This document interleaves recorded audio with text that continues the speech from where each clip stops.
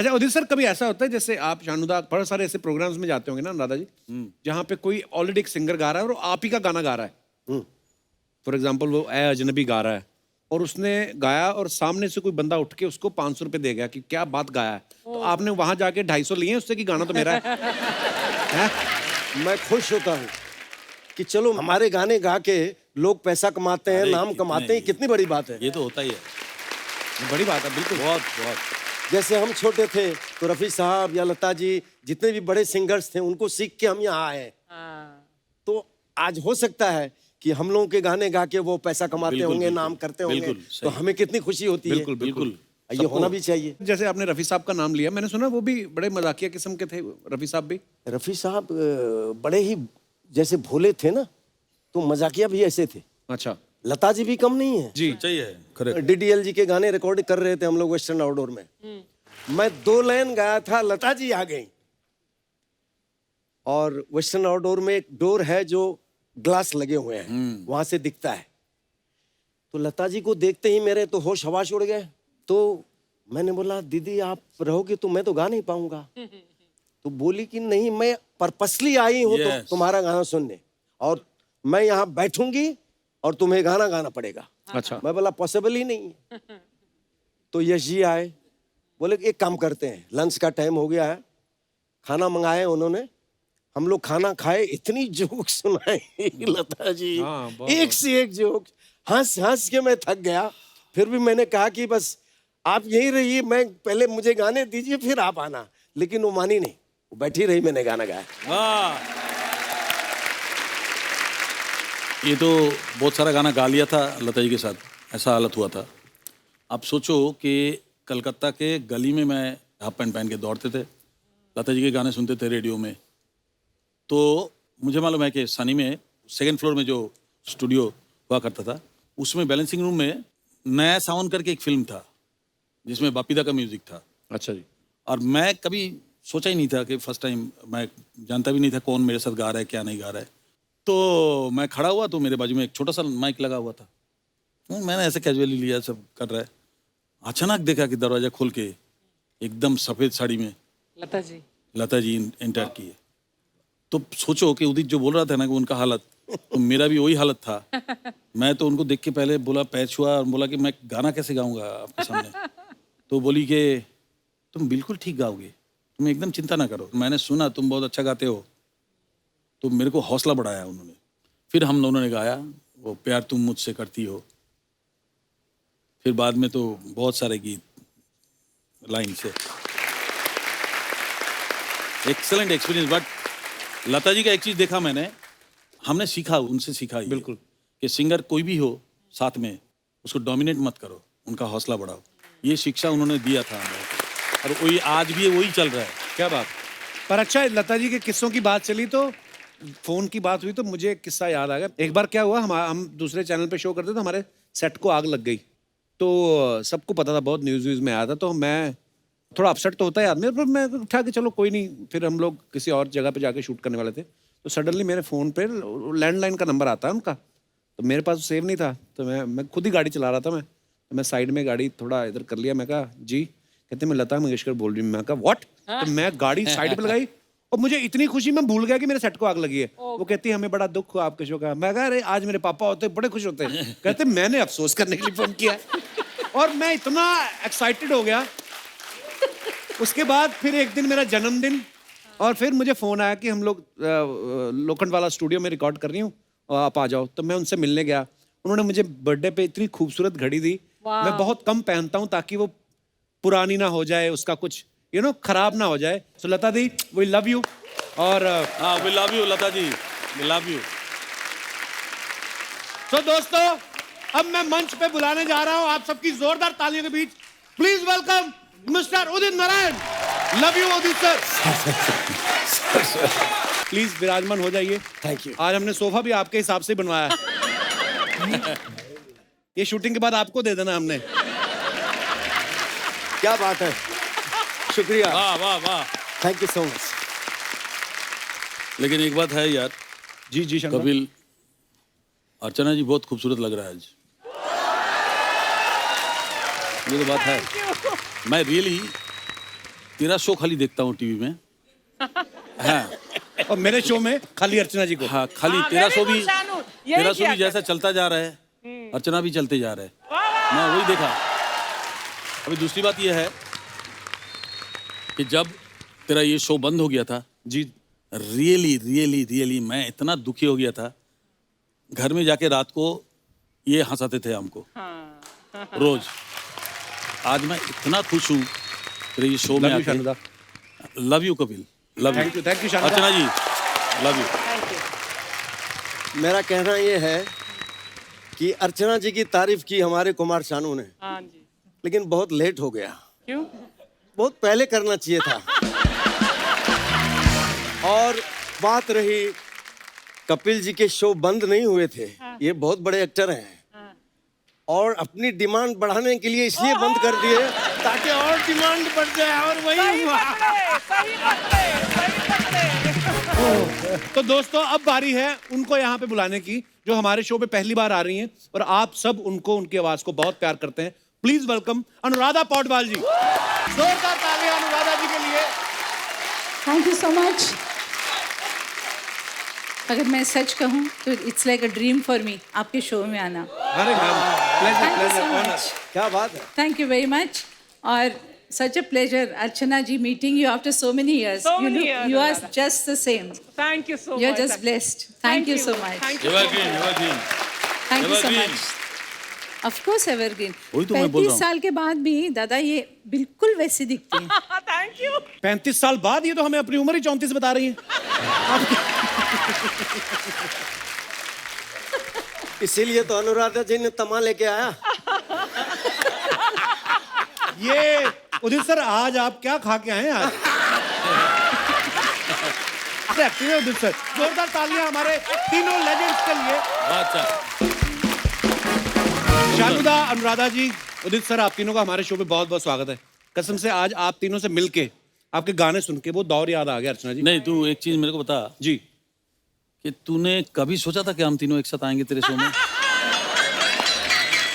नहीं शानुदा, मुझे पहले तो कभी नहीं लगा, लेकिन कल जब मुझे बताया कि आ रहे हैं फिर मुझे लगा आ रहे हैं। जवाब नहीं दे रहा है। मैंने कभी सही नहीं जवाब। सोचा था शानुदा, सीरियसली। और मैं वही तो बताने जा रहा था कि हम लोग ये क्या बोलना करते थे उदित सर, ये करेक्ट है। एक कैसेट लेके ना, हाँ। पुराने गाने जब हो गए सुन लिए, उसके बाद 1-1 रुपया देके ना भरवाते थे आपकी कैसेट। हाँ मालूम है। कसम से, मतलब कैसेट टी सीरीज के होते थे, लेकिन जो रिकॉर्ड करता था उसके पास टाइम नहीं होता था। बड़ा बिजी, उसका एटीट्यूड भूषण कुमार से ज्यादा होता था। इतना बिजी। अच्छा उदित जी, शानुदा पहले भी हमारे शो पे आ चुके हैं। हाँ अनुराधा जी, आप पहली बार आई हैं। जी इतना वक्त क्यों लिया आपने? आपने इतना वक्त क्यों लिया? Very good question. ये क्या बात। अनुराधा जी ने फिल्मों में तो गाने गाए हैं, भगवान के इतने भजन गाए ना, मुझे पता था भगवान एक दिन आपकी जरूर सुनेगा। मैं बोला था ना। ओह, गुस्ताखी बोला माफ।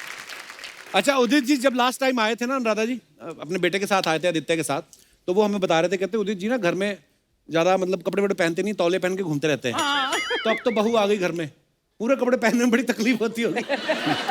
अभी भी टावली में ही रहता हूँ क्योंकि किसान का बेटा हूँ। हाँ क्या बात। बिंग ए फार्मर सन, वो आदत तो कभी जाएगी नहीं। वाह।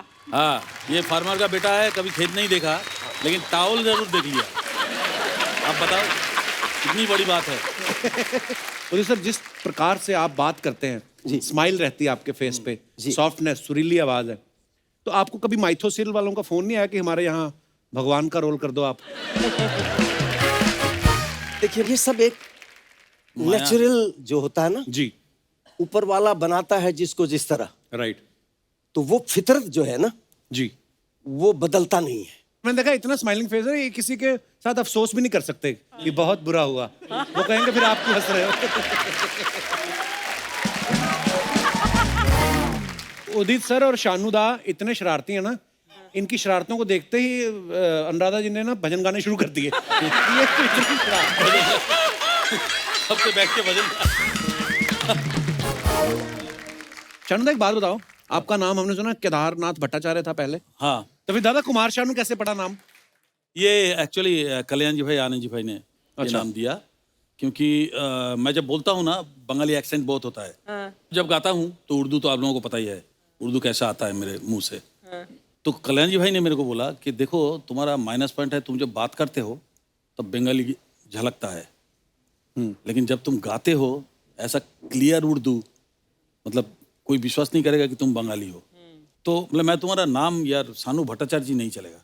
अच्छा, सानू भट्टाचार्य जी लखनऊ से ना पहले से ही एक माइनस पॉइंट हो जाता है कि बंगाली क्या उर्दू बोलेगा। तो उन्होंने बोला कि मैं तुम्हारा नाम ऐसा रखना चाहता हूँ कि तुमको पता ना चले कि तुम बंगाली हो।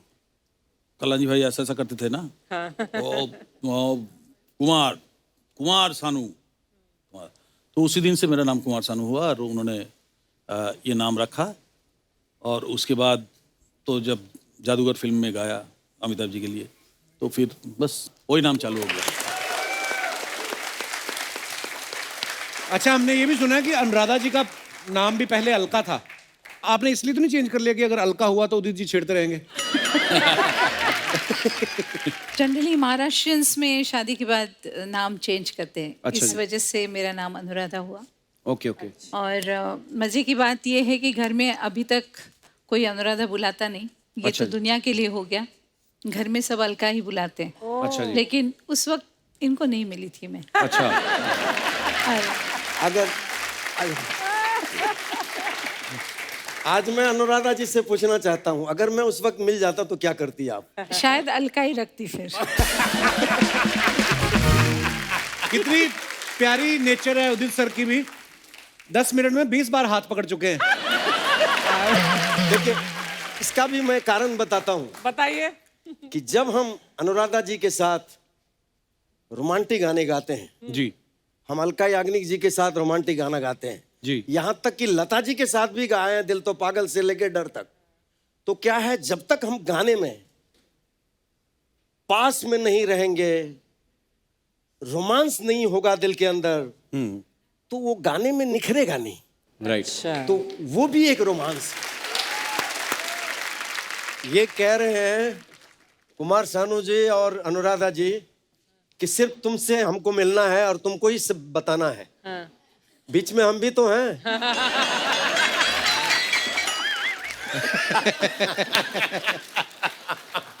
मतलब कहीं भी इसको रखो या अपना रोटी सेकेगा ही सेकेगा। एक बार जोरदार तालियां जोरदार शानू दा के लिए, तालियां, वाह, अनुराधा जी के लिए। Thank you thank you thank you very much, thank you thank you. Shanu da, हाँ, उदित जी, अनुराधा जी, आजकल सोशल मीडिया का जमाना है। सब जितने भी सेलेब्स हैं, फिल्म स्टार, सिंगर, सब लोग ही सोशल मीडिया पे एक्टिव रहते हैं। लोग कितने मजेदार कमेंट्स करते हैं, हम आपको दिखाना चाहते हैं जी।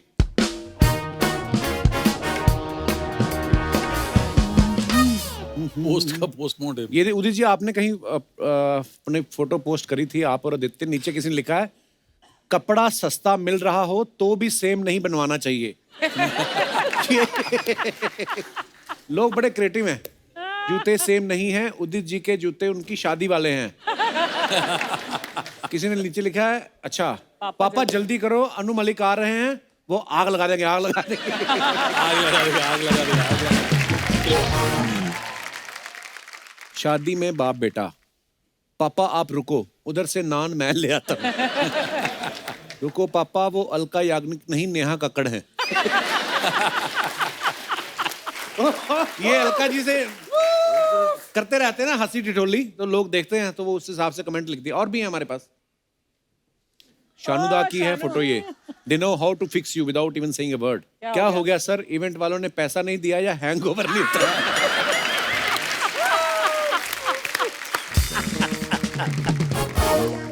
सर कौन सी लोरी गाई थी जो कुत्ता सो गया? सर टी शर्ट तो पहना दी डॉगी को, डायपर भी पहना देते, गीला कर देगा। वाह, कितनी फिक्र है। अभी आपका अनुराधा जी की फोटो है, ऑफिशियल शत्रु बैक। मैम आप बहुत खूबसूरत हैं, आपको तो फिल्मों में एक्टिंग करनी चाहिए। वाह, वो तो है। मैम आप यही सोच रही है ना कि मेलोडी इतनी चॉकलेटी क्यों? नीचे किसी ने और लिखा, नहीं ये चॉकलेटी सोच रही क्यों है कि छत पे पापड़ सुखा के आई हूँ, बरसात आ गई तो क्या होगा?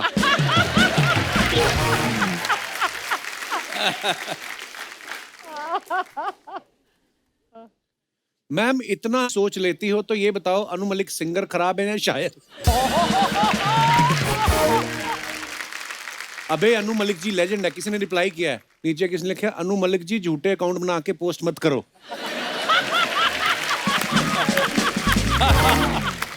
My God, oh God, oh God. झूठे अकाउंट बनाकर अनु जी खुद बड़ी मस्ती करते रहते हैं ना शोज में, तो उनके फैंस भी ऐसे अब मस्ती कर रहे हैं नीचे। भजन तो हो जाएगा, ये बताओ भोजन कहाँ लगा है? क्या बात है। ओहो, ये अच्छा उदित सर की है। Honour to have received a doctorate from American university. Sir ji कोई आपको टोपी पहना गया।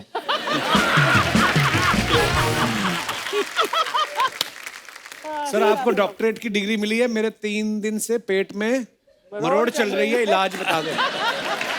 डॉक्टर बन गए ना आप।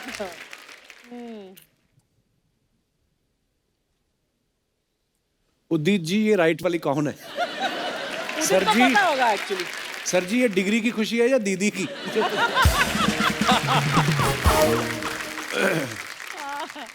क्या खाएं क्या ना खाएं ये कैसी मुश्किल है।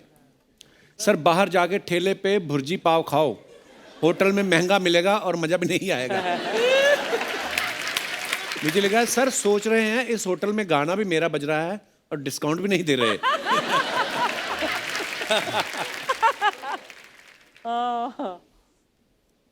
इसीलिए कहा था कि ऑर्डर मांगने से पहले रेट देख लिया करो। अब आ गया ना ज्यादा बिल।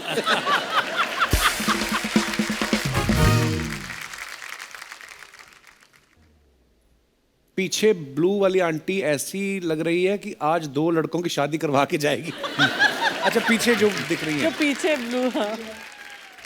आंटी आपकी बेटी बहुत खूबसूरत है, मैं भी भजन गाता हूँ, आप चाहें तो सरनेम जलोटा भी कर सकता हूँ। बड़े वेले हैं ऐसे, पर क्रिएटिव पंच होते हैं। और भी हैं। बताइए क्या बचा। ओ उदित जी फिर एक बार, उदित जी हाँ बहुत सारे अवार्ड हैं उदित। सर, दोनों हाथों में लड्डू। उदित जी बच के रहना, ये उड़ा ले जाएगी। अच्छा पायलट है। दिल तो पागल है लेकिन बीवी नहीं है, ध्यान रखना।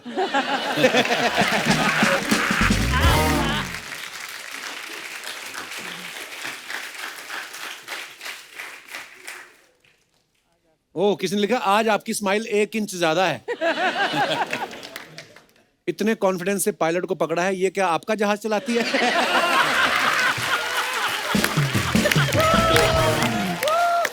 नीचे किसी ने लिखा my favourite singer Sukhwinder Singh. My favourite singer, इतना कुछ लिख के लास्ट में ये महिमा लिखा। चौधरी से ज्यादा उसको पकड़ा हुआ हूँ।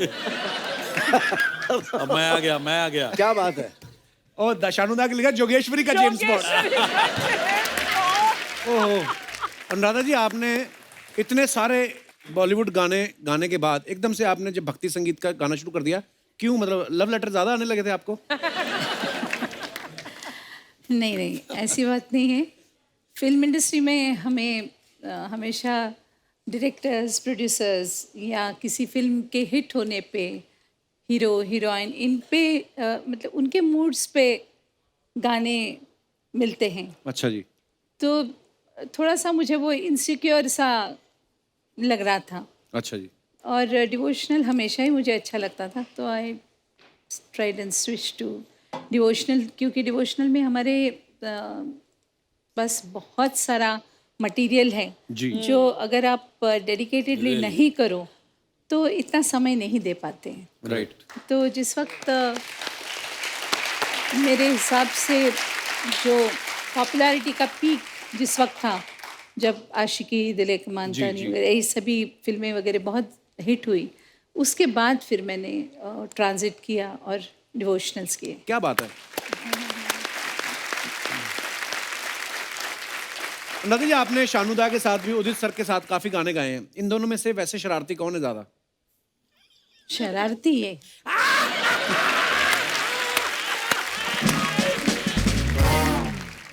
शानुदा, आपने अनु मलिक साहब के साथ बड़े गाने गाए हैं। जी। कभी कभी ऐसा भी होता था ना कि कभी कभी आपके किसी गाने में अनु मलिक जी भी आ जाते थे, मैं मिला तुम मिली। तो जब वो आते थे तो वो उस बात के पैसे काटते थे कि मैंने भी थोड़ा सा गाया, या आप ज्यादा लेते थे कि आपने मेरा गाना खराब किया है? सब वाली नहीं। अच्छा। हाँ, मुफ्त में गाओ, मैं पैसे लगे गाऊंगा। मुफ्त में गाओ। मैं पैसा पूरा ही लेता था। अभी अनु जी का थोड़ा सा वो थोड़ा सा ये है क्या? क्या वो बुझलाते हैं खुजली गाने की? हाँ गाने की कुछ थोड़ा सा है। तो क्या है कि ये बहुत सारे म्यूजिक डायरेक्टर का है हाँ?